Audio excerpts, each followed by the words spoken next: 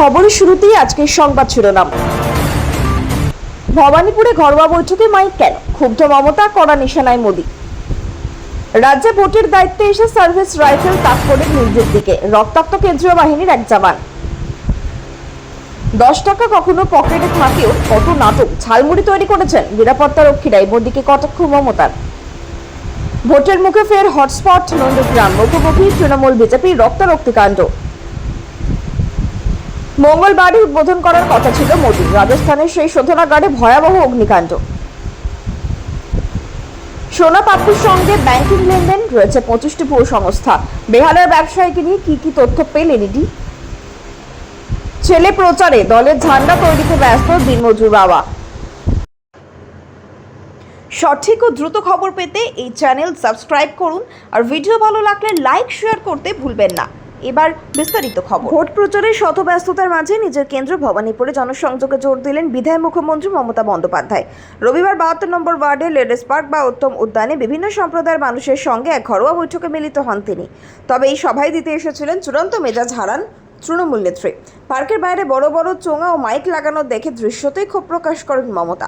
উপস্থিত কাউন্সিলরদের কড়া ভাষায় ভর্ৎসনা করে তিনি স্মরণ করিয়ে দেন, এটি নিতান্তই একটি ঘরোয়া আলাপচারিতা, কোনো রাজনৈতিক জনসভা নয়, তাই এখানে মাইকের কোনো প্রয়োজন ছিল না।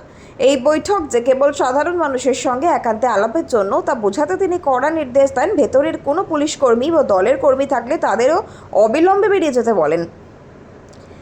এদিনের সভায় ভবানীপুরের বিজেপি প্রার্থী তথা বিরোধী দলনেতা শুভেন্দু অধিকারীর নাম একবারও মুখে আনেননি মমতা। তার আক্রমণের মূল লক্ষ্য ছিল স্বয়ং প্রধানমন্ত্রী নরেন্দ্র মোদী। গত 12 বছরে প্রধানমন্ত্রী কটি প্রতিশ্রুতি পূরণ করেছেন, সেই প্রশ্ন তুলে মমতা অভিযোগ করেন, মোদীর শহর কেন্দ্রিক সভাগুলোতে টাকার বিনিময়ে লোক ভাড়া করে আনা হয়। অন্যদিকে তৃণমূলের সভায় মানুষ আসেন স্বতঃস্ফূর্ত ভালোবাসার টানে। মুখ্যমন্ত্রীর দাবি, বিজেপি তাকে বারবার টার্গেট করছে, কারণ তারা তাকে ভয় পায় এবং জানে যে মমতা বন্দ্যোপাধ্যায় তাকে দিল্লি কাঁপানোর ক্ষমতা রাখেন। ভোটের ডিউটিতে পশ্চিমবঙ্গে আসা কেন্দ্রীয় বাহিনীর এক জওয়ানের আত্মহত্যার চেষ্টা মুর্শিদাবাদে। পুলিশ সূত্র খবর, সোমবার দুপুরে রেজিনগর বিধানসভা কেন্দ্রের শক্তিপুর থানা এলাকায় ওই জওয়ানকে উদ্ধার করা হয়েছে। হাসপাতালে চিকিৎসাধীন তিনি। ভোটের দায়িত্বে শক্তিপুরে আসা কেন্দ্রীয় বাহিনীর কয়েকজনের থাকার ব্যবস্থা করা হয়েছে বাজারসহ উচ্চ মাধ্যমিক হাই স্কুলে। সেখানে সিআরপিএফ এর 142 নম্বর ব্যাটালিয়নের হেড কনস্টেবল আত্মহত্যার চেষ্টা করেন বলে অভিযোগ। ওই জওয়ান দক্ষিণ ভারতের বাসিন্দা। মাসখানেক আগে আসামেও ভোটের ডিউটি করেছেন তিনি। স্থানীয় একটি সূত্রের খবর, সার্ভিস রাইফেল থেকে নিজেকে গুলি করেন তিনি। একটি গুলি তার বাঁ কাঁধে লেগেছে। রক্তাক্ত এই জওয়ানকে সহকর্মীরা উদ্ধার করেন। বহরমপুর মেডিকেল কলেজ চিকিৎসাধীন রয়েছে জখম জওয়ান। হাসপাতাল সূত্রে খবর, তার শারীরিক অবস্থা স্থিতিশীল, তবে নজরদারিতে রাখা হয়েছে। 21শে মার্চ উদ্বোধন করার কথা ছিল প্রধানমন্ত্রী নরেন্দ্র মোদীর। তার ঠিক আগেই ভয়াবহ অগ্নিকাণ্ড রাজস্থানের শোধনাগারে। আগুন লাগার খবর পাওয়া মাত্র প্রশাসন, নিরাপত্তা সংস্থা এবং শোধনাগার কর্তৃপক্ষের মধ্যে ব্যাপক তৎপরতা দেখা গিয়েছে। আগুন লাগার কারণ এখনও জানা যায়নি। প্রাথমিক তথ্য অনুযায়ী শোধনাগারের একটি ইউনিটে আগুন লাগে। এই ঘটনায় চত্বরের ভেতরে আতঙ্ক ছড়িয়ে পড়ে। প্রত্যক্ষদর্শীরা জানিয়েছেন, আগুন লাগার পরে ধোঁয়া ও আগুনের শিখা প্রায় 1 কিলোমিটার দূর থেকেও স্পষ্টভাবে দেখা যাচ্ছিল। আগুনের তীব্রতার কারণে আশেপাশের এলাকায় ব্যাপক উদ্বেগ সৃষ্টি হয়। ধোঁয়ার বিশাল কুণ্ডলী থেকে স্পষ্ট আগুন কত ব্যাপকভাবে ছড়িয়েছে। পরিস্থিতি মূল্যায়ন এবং অগ্নিকাণ্ডের কারণ অনুসন্ধানের জন্য কারিগরি দল ও নিরাপত্তা সংস্থাগুলো ঘটনাস্থলে রয়েছে। দমকলের 20টিরও বেশি ইঞ্জিন ঘটনাস্থলে পৌঁছেছে। যুদ্ধকালীন তৎপরতায় ত্রাণ ও উদ্ধার অভিযান ব্যাহত হয়েছে এবং আগুন যাতে অন্যান্য এলাকায় ছড়িয়ে না পড়ে তার জন্য নিরন্তর প্রচেষ্টা চালানো হচ্ছে। ছেলে শালবনী কেন্দ্রের বিজেপি প্রার্থী ভোট প্রচার করে ঘুরে বেড়াচ্ছেন। বাড়িতে বাবা ছেলের প্রচারের জন্য ঝান্ডা তৈরিতে ব্যস্ত। কদিন পরে প্রথম দফাতেই ভোট পশ্চিম মেদিনীপুরের শালবনী কেন্দ্রের। সকাল থেকে রাত নির্বাচনী প্রচার করছেন বিজেপি প্রার্থী বিমান মাহাতো। শালবনী ব্লকের ভীমপুর অঞ্চলের কন্যাবালি গ্রামের বাসিন্দা বিমানের বাবা বলরাম মাহাতো দিনমজুর। এলাকায় তাকে সবাই মাস্টার বলেই চেনেন। একসময় প্রাইভেট টিউশন করতেন। বিধানসভা নির্বাচনকে সামনে রেখেই জমে উঠেছে এই কেন্দ্রের রাজনৈতিক লড়াই। বিজেপি প্রার্থীর প্রচারে উঠে আসছে এক সাধারণ পরিবারের সংগ্রামের গল্প।